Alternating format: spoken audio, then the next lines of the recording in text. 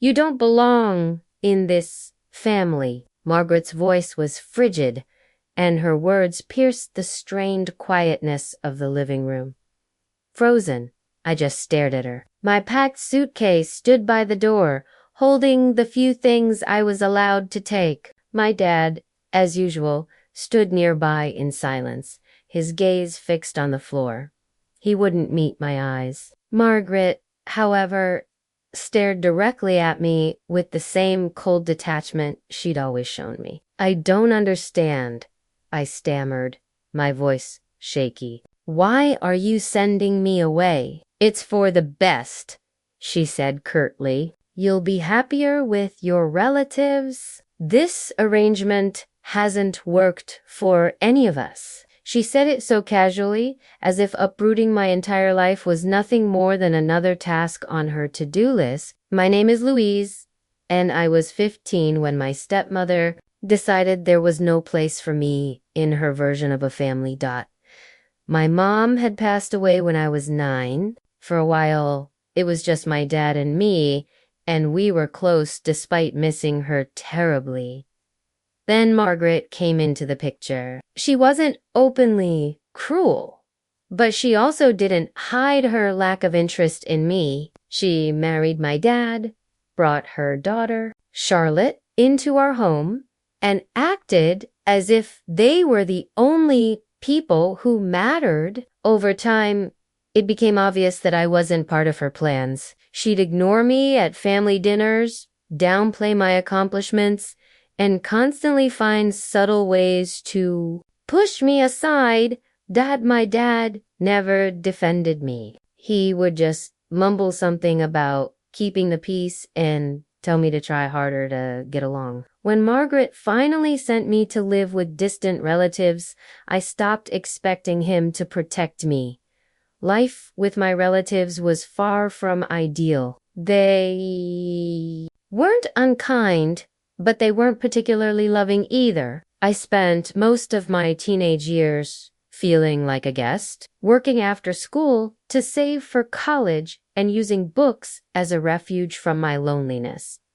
Volunteering is what gave me a sense of purpose. Helping others showed me I wasn't powerless. It gave me direction and a reason to keep going. By the time I turned 25, I had founded my own nonprofit organization dedicated to empowering people who had been forgotten or discarded.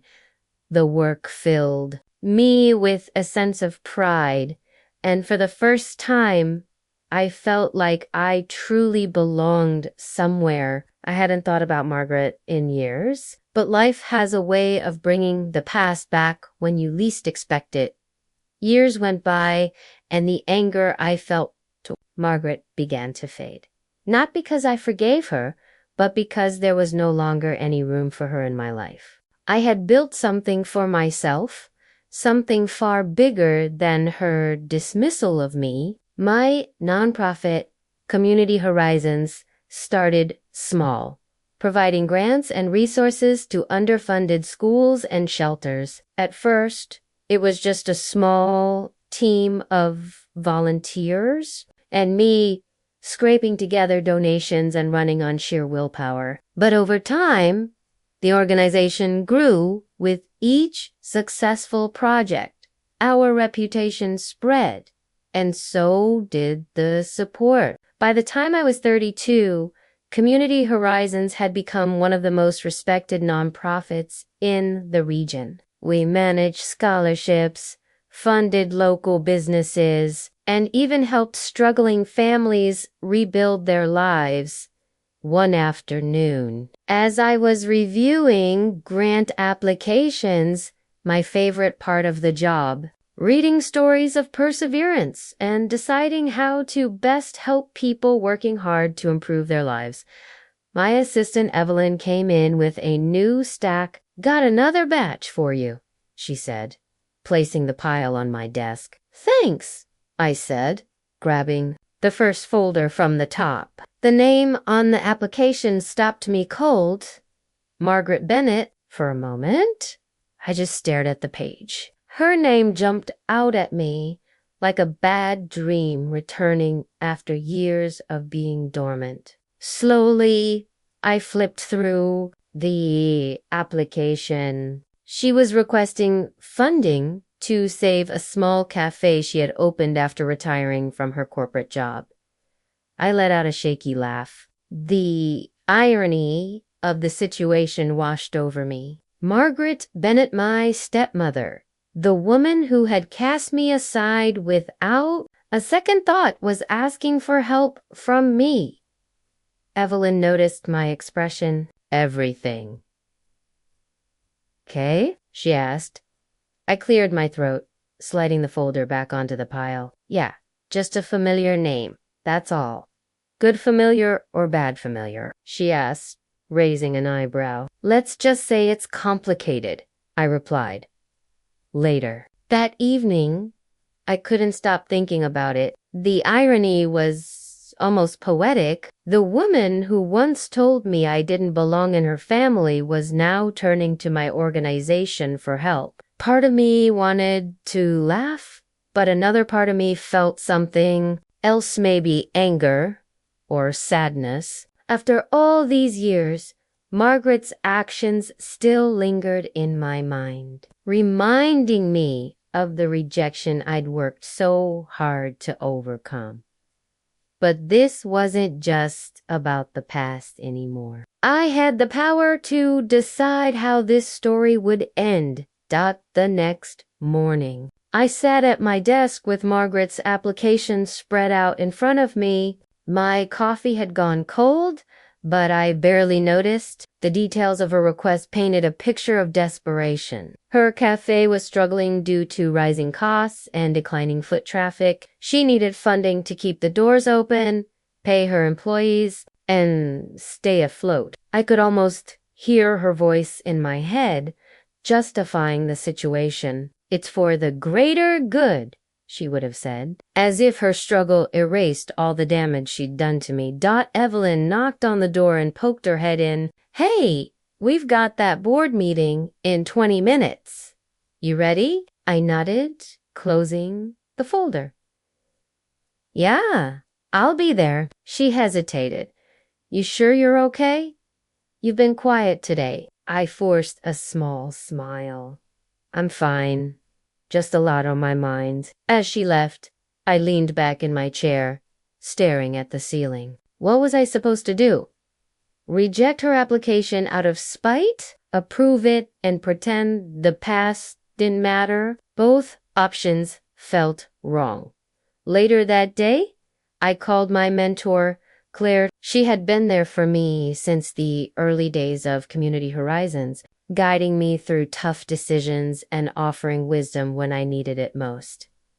"What's on your mind?" she asked as soon as she answered. I explained the situation, trying to keep my emotions in check. "Part of me wants to throw the application in the trash," I admitted. "But another part of me feels like, I don't know, like this is some kind of test." Claire was quiet for a moment. "Do you think she knows it's your organization?" "No," I said firmly. "She wouldn't have applied if she did." "Then the question isn't about her," Claire said. "It's about you. What kind of person do you want to be in this moment?" Her words hit me hard. "I want to do what's right," I said, though my voice wavered. "Then take your time," she replied. "You don't have to decide today." That evening, I opened Margaret's file again, this time with a calmer mind. Her cafe might not have been my concern, but her employees were. They didn't deserve to lose their jobs because of her poor management. I realized I wasn't just deciding Margaret's fate. I was deciding what kind of leader I wanted to be. As I closed the file, I made a promise to myself. Whatever I chose, it would be a decision I could live with. The next morning, I began researching Margaret's situation in greater detail. I wanted to understand exactly what I was dealing with before making any decisions. Using the public records of her business, I pieced together a clearer picture of the cafe's struggles. It wasn't hard to see where things had gone wrong. She had overextended herself, taking out loans to expand without properly budgeting for rising costs. Her menu was outdated, her marketing non-existent, and customer reviews painted a picture of inconsistent service. I sighed, closing my laptop. It was classic Margaret, proud, impulsive, and too stubborn to ask for help until it was almost too late. Later that afternoon, Evelyn caught me staring at the application again. "You know," she said, pulling up a chair, "if this is weighing on you so much, maybe you need to look at it differently." I raised an eyebrow. "How do you mean?" "Well," she began, leaning forward, "why not separate the personal from the professional? Forget who she is for a moment. If this was just another application, what would you do?" Her words gave me pause. It was a good question, and one I didn't have an easy answer for. "I'd probably approve partial funding," I admitted after a moment. "The cafe has potential if it's managed properly, but knowing who she is changes everything." Evelyn nodded. "Of course it does. But you're not just deciding her fate. You're setting an example for yourself, for this organization, and for everyone who's ever looked up to you." Her words echoed what Claire had said the day before. It wasn't just about Margaret, it was about me, about the principles I'd built my life and career on. That evening, I sat down with the application one last time. I wasn't ready to decide, but I felt closer to understanding what needed to be done. I started drafting a proposal, not for full funding, but for a conditional grant. If Margaret wanted the money, she'd have to meet certain requirements: updated marketing plans, operational improvements, and mandatory workshops for her and her staff. It wasn't just about giving her money, it was about giving her a chance to prove she could change. By the time I finished, the knot in my stomach had loosened. It wasn't a perfect solution, but it was one I could live with. The next step would be the hardest: delivering my decision to Margaret herself. The day came for me to finalize my decision. As I sat in my office reviewing the proposal I'd drafted, my emotions were a tangled mess of anger, pity, and a quiet determination to stay true to my values. Evelyn knocked softly on the door and stepped in. "You've been staring at that file for hours," she said, sitting across from me. "Are you ready?" "I think so," I replied, "but the hard part is still ahead." She tilted her head. "You're going to tell her in person, aren't you?" I nodded. "It's the only way. She deserves to hear it directly from me." Evelyn hesitated, then placed a hand on my desk. "You don't owe her this, you know. After everything she did to you, no one would blame you for sending an email and washing your hands of it." "I know," I said softly, "but this isn't about her. It's about me." 2 days later, I stood in the lobby of Margaret's Cafe. It was a modest space with scuffed floors and a menu board that hadn't been updated in years. The hum of conversation filled the room, but there was a heaviness in the air, a quiet acknowledgement that this place was struggling to stay afloat. Margaret appeared from the back, her eyes widening when she saw me. "Louise," she said, her voice tinged with both surprise and unease. "Hi, Margaret," I said evenly. She wiped her hands on her apron, glancing around the room as if searching for an escape route. What are you doing here?" I held up the folder containing her application. We need to talk. Her face paled as realization dawned. You're the one reviewing my grant? I am, I confirmed, my tone calm but firm. Let's find somewhere private to talk. We sat down in a small, cramped office at the back of the cafe. Margaret's hands fidgeted in her lap as I opened the folder. I've reviewed your application, I began, keeping my tone professional, and I have some thoughts. Her eyes darted to mine. I didn't know, she started, but I raised a hand to stop her. This isn't about what you knew or didn't know, I said. It's about the state of your business and whether or not I believe this grant can make a difference. She swallowed hard, nodding silently. I laid out my conditions.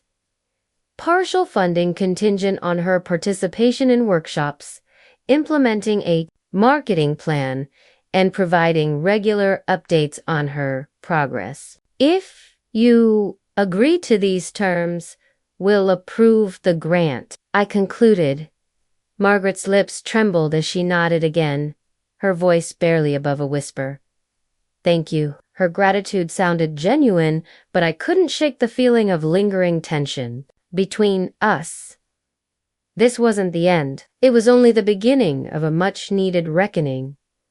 The silence in the office hung heavy after I laid out the terms of the grant. Margaret sat across from me, her hands twisting nervously in her lap. For someone who had always exuded confidence, seeing her like this felt almost surreal. I appreciate this, she said finally, her voice uneven. I know, I know I don't deserve it. Her words caught me off guard. Margaret wasn't someone who admitted fault, and hearing her say it now stirred something in me, anger, pity, and a faint flicker of something I couldn't yet name. This isn't about what you deserve, I replied, keeping my tone steady. It's about the people who depend on your employees, your customers. They deserve a chance. She nodded, her eyes dropping to her hands. I didn't know it was you, she said softly. If I had, I wouldn't have applied. That's exactly why you need to hear this, I said, leaning forward. You cast me aside, Margaret? You made me feel like I didn't matter, like I wasn't part of the family. And now you're sitting here asking for help. Do you see the irony in that? She flinched, her shoulders sinking. I was wrong, she murmured, barely audible. I wanted to feel vindicated, to bask in the satisfaction of hearing those words. But instead, I felt an ache in my chest, a reminder of the years I'd spent carrying the weight of her rejection. Why did you do it? I asked, the question slipping out before I could stop myself. Margaret looked up, her eyes glistening with unshed tears. I don't know, she admitted. When your mother died, I thought I could handle it, but I wasn't ready for you. I was scared, and I took the easy way out. Her voice cracked, and she looked away. It doesn't excuse what I did. I know that I just ... I don't know how to make it right. For a moment, I just stared at her, my emotions a swirling mix of anger, sorrow, and something resembling closure. Margaret wasn't the invincible figure I'd built up in my mind. She was flawed, broken, and human. You can start, I said finally, by taking responsibility for your actions. Not just with me, but with everyone you've let down. She nodded slowly, her expression somber. I'll do better, she whispered. I didn't know if I believed her, but in that moment, it didn't matter. This wasn't about her redemption. It was about me finding the strength to move forward. As I stood to leave, she reached out hesitantly. Thank you, Louise, for everything. I paused, meeting her gaze. Don't thank me, Margaret. Thank the people who gave you this chance. And with that, I walked out of the cafe feeling lighter than I had in years. Walking out of that cafe, I felt a strange mix of emotions. I'd stood up to Margaret, laid bare the pain she'd caused, and taken the first steps toward letting go of the resentment I'd carried for years. But as much as I wanted to believe this was the end of it, I knew better. Confrontations like that rarely tied everything up in a neat little bow. Back in my office, I dove into the work of approving the grant. The funding wasn't just for Margaret, it was for her employees, her customers, and the community her cafe served. Evelyn and I worked late into the night, finalizing the paperwork and setting the terms that Margaret had reluctantly agreed to do. You think she'll follow through? Evelyn asked as we reviewed the final documents. She'll have to, I replied. If she doesn't, the funding gets pulled. This isn't a handout. It's a lifeline, and it comes with strings attached. Evelyn nodded, but her brow furrowed. And what about you? Do you feel okay about all this? I leaned back in my chair, letting out a long breath. I think so. It's complicated. But at the end of the day, this is bigger than her or me. I have to believe that doing the right thing will pay off in the long run. The next few weeks were a whirlwind of activity. Margaret started attending the mandatory workshops we'd arranged, though she remained reserved and distant during most of them. I could tell she was uncomfortable, out of her element, but she showed up and did the work. Richard, one of the trainers we'd hired for the workshops, gave me regular updates. She's making progress, he said during one of our checks. Slowly, but it's there. She's starting to listen. At least, that's something, I replied, though I couldn't help but wonder if it would last. One afternoon, I received an email from Margaret. It was short, almost awkward, but it caught me off guard. Louise, it read, I wanted to thank you for giving me this opportunity. I know I don't deserve it, but I'm trying. I hope one day I can prove that to you. I stared at the screen, rereading the words until they blurred. It wasn't much, but it was more than I'd ever expected from her. Progress, Evelyn said when I showed her the email. Maybe, I replied, though I wasn't ready to call it that just yet. That's as the cafe began to stabilize. I saw the impact of the grant taking shape. Foot traffic increased, new marketing strategies brought in fresh customers, and the employees seemed more energized. Margaret was no longer the picture of pride and control that I'd grown up knowing. She was humbled, and though I didn't trust her entirely, I could see her trying. For the first time, I allowed myself to feel a small measure of hope. Maybe this wasn't just a second chance for her. It was one for me too. The cafe's transformation was gradual but undeniable. The new marketing strategies brought in a steady stream of customers, and the workshops had helped Margaret and her staff find their footing. The cafe began to hum with a quiet energy that I hadn't seen when I first stepped through its doors. Richard called me one afternoon with an update. Margaret's really taking to the workshops. He said she's even started mentoring some of her younger staff. It's like she's finally realized what it means to lead by example. Wow, I replied, surprised. That's unexpected. She still has her moments, he added with a chuckle.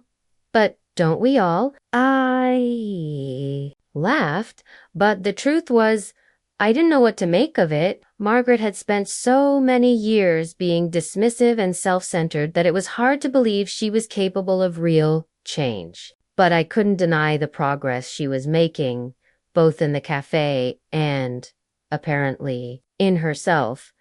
A few weeks later, I decided to visit the cafe unannounced. The place was buzzing with activity when I arrived. Customers chatted at tables, employees worked efficiently behind the counter, and the smell of freshly baked bread filled the air. Margaret was at the register, chatting warmly with a customer. It was a sight I never thought I'd see. Her smile genuine, her posture relaxed. She noticed me standing near the door and waved me over. "Louise," she said, her tone surprisingly warm. "I wasn't expecting you. Thought I'd drop by and see how things were going," I replied, glancing around the bustling cafe.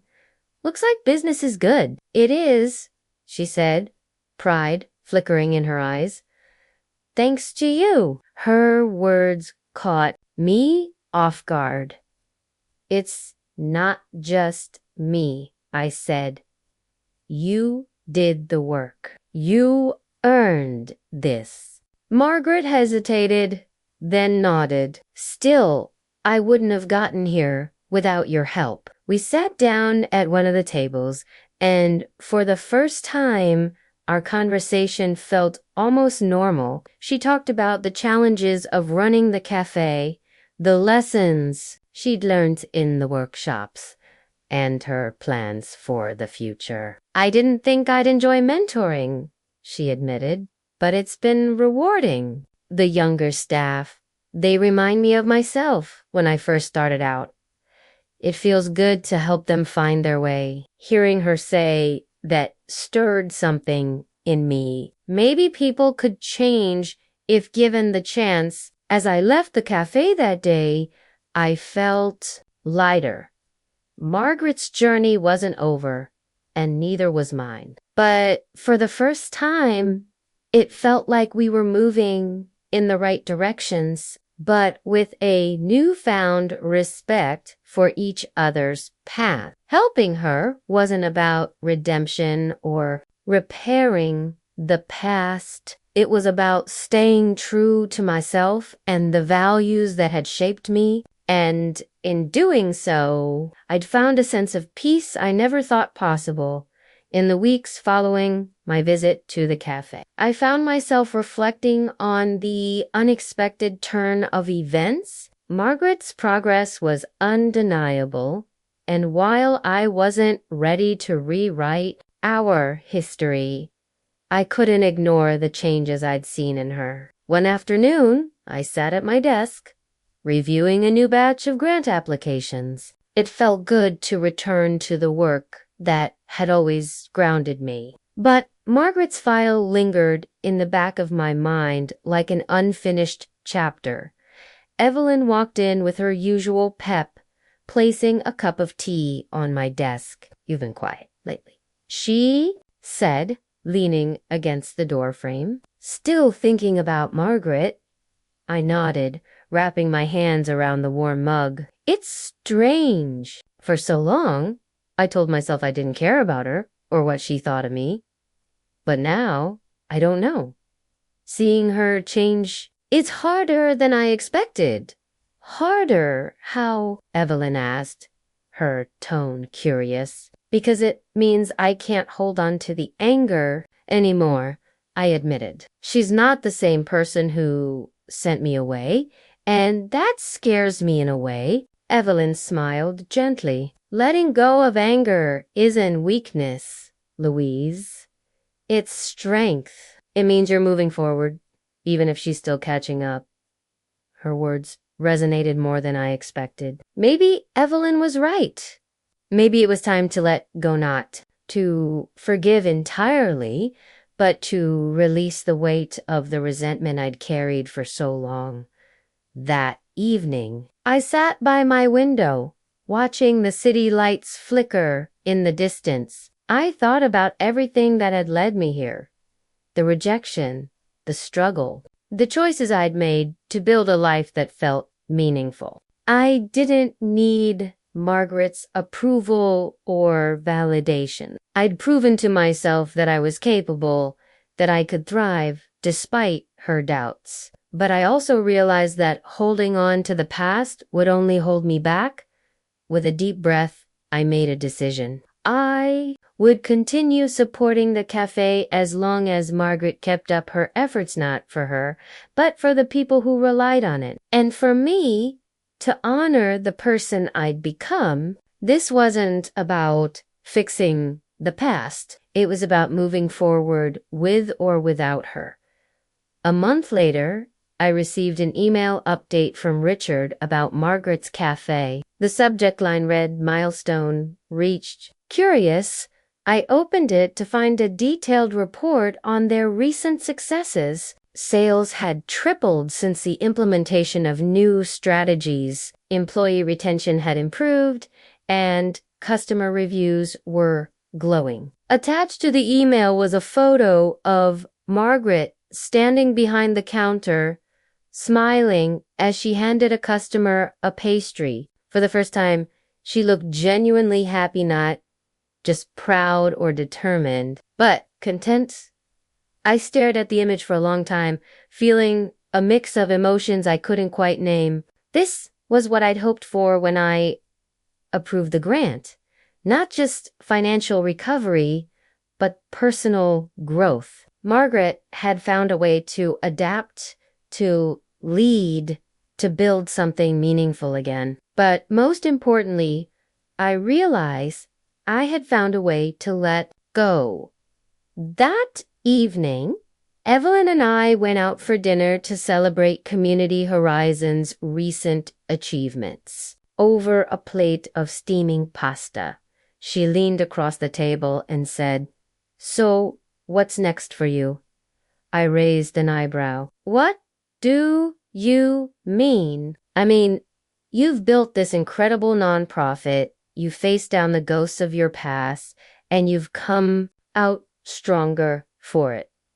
What's the next big thing on your horizon?" I smiled, considering her question. "Honestly, I think I just want to keep doing what we're doing, helping people, making a difference. But maybe," I trailed off, an idea forming in the back of my mind. "Maybe what?"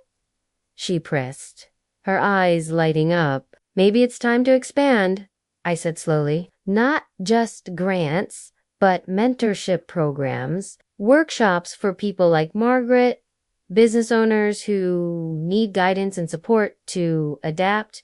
Evelyn grinned.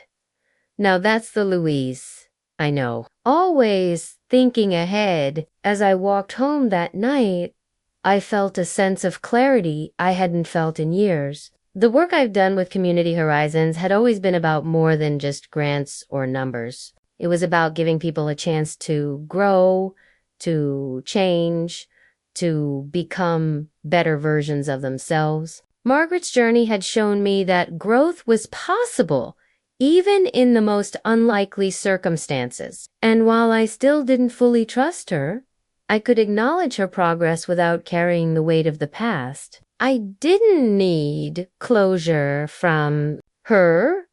I'd found it in myself. The next morning, I sent Richard a reply to his email.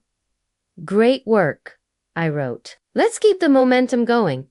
It wasn't flashy or dramatic, but it was enough. For the first time, I felt free to move forward, to dream bigger, and to let the past be just that. The past